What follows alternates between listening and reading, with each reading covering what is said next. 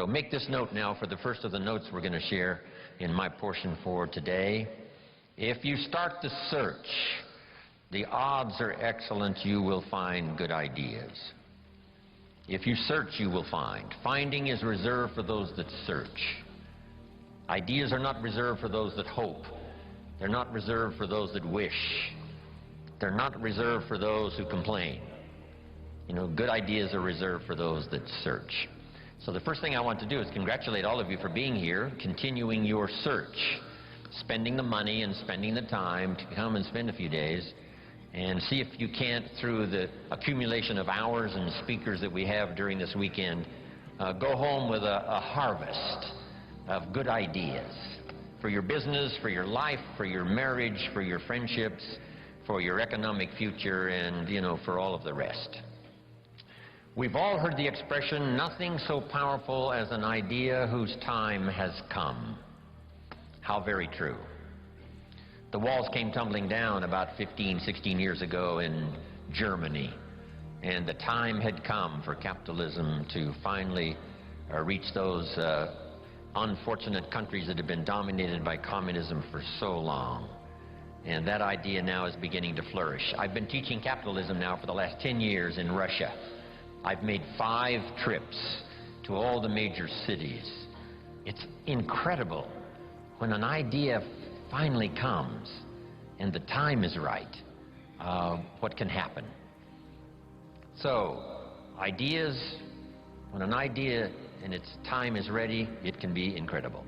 But now here's the next part for your notes. Nothing so powerful as an idea that comes at the right time. And hopefully today for you and the rest of this series of good trainings, this would be a good time for you. Maybe you've got 3 numbers of the lock that needs 4 numbers. And you've already got 3 already dialed in from, you know, the sermons you've heard and the lyrics of the songs you've listened to and personal conversations and meetings and trainings and seminars and books you've read, all of that, right? You got the 3 numbers. And just maybe, this weekend could well be that 4th number for you that you've been looking for. And the lock will open and the door will open, and there could be some real new accelerated opportunity for you over the next few years of your life. And the chances are excellent if you keep going to as many things as you can get to in terms of information, ideas, seminars, lectures. Because if you go continuously and systematically, some of them will be routine, some of them may be ordinary, and then just once in a while, some may be extraordinary, and you're never the same again. And you'll look back on that experience and say, that was one of the days that turned my life around. Here's another note to make. No one person has all the answers. No one person has all the ideas.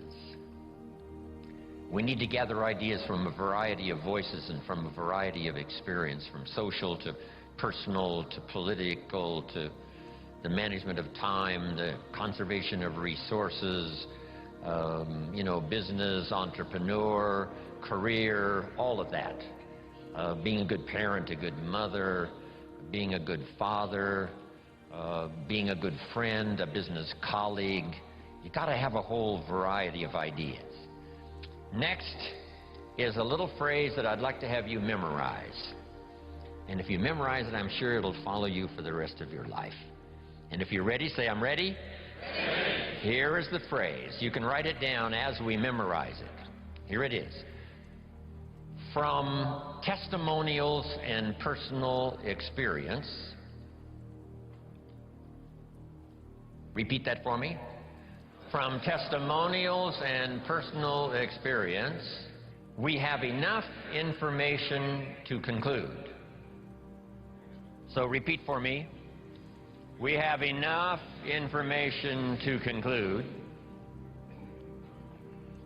If you were composing this, I don't know what you would write after this. We have enough information to conclude that it's possible. Jot that down, that it's possible. So repeat for me, that it's possible.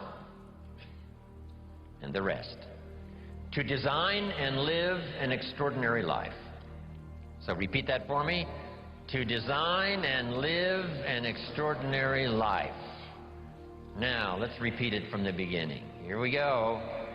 From testimonials and personal experience, we have enough information to conclude that it's possible to design and live an extraordinary life.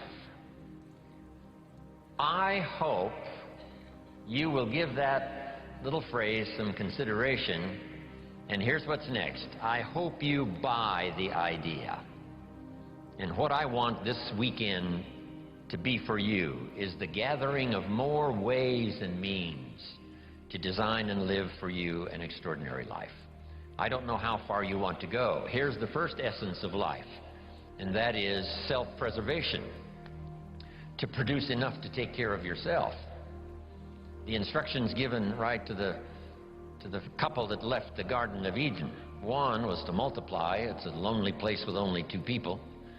But here were the next instructions, to be fruitful. How fruitful, how productive should one be? And here's number 1, to produce enough to survive.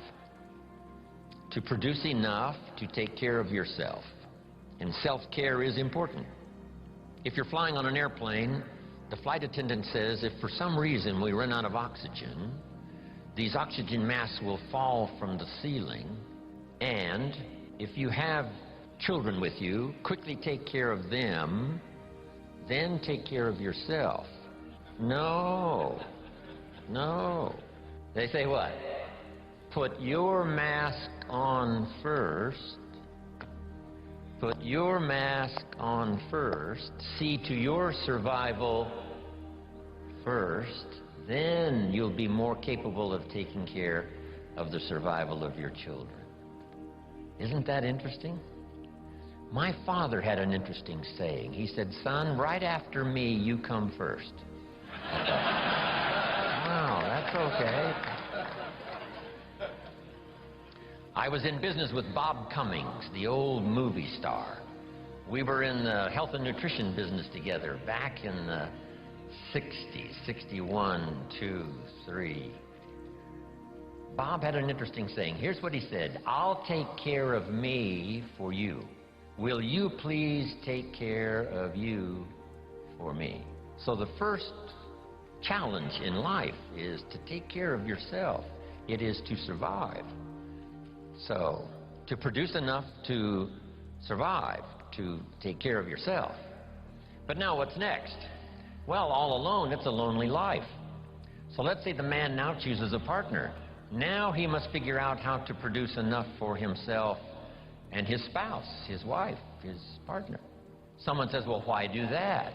Why not just take care of yourself? And the answer is, it's a very small life. It's a very limited life.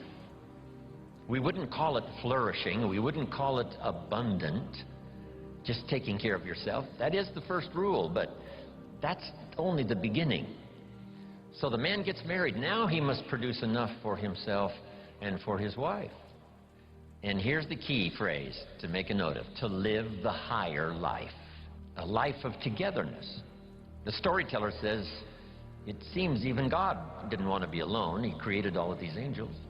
So, to join with someone, now you must produce enough for yourself, for your partner. Now, is that it? And the answer is no. How about children? Let us have children. That's a unique experience. So now if the man has a wife and now he has children, here's the challenge. To produce enough for himself and his family.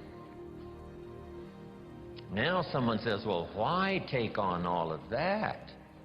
Why not just take care of yourself? You could, yes, but you couldn't live this more extraordinary life without taking on the responsibility of having a partner, having some children, and live that kind of extraordinary life. So I think everybody would agree. Now, is that the end of it? No. Here's the next challenge. To produce more than you need for yourself and for your family. Someone says, well, now why start being ridiculous here?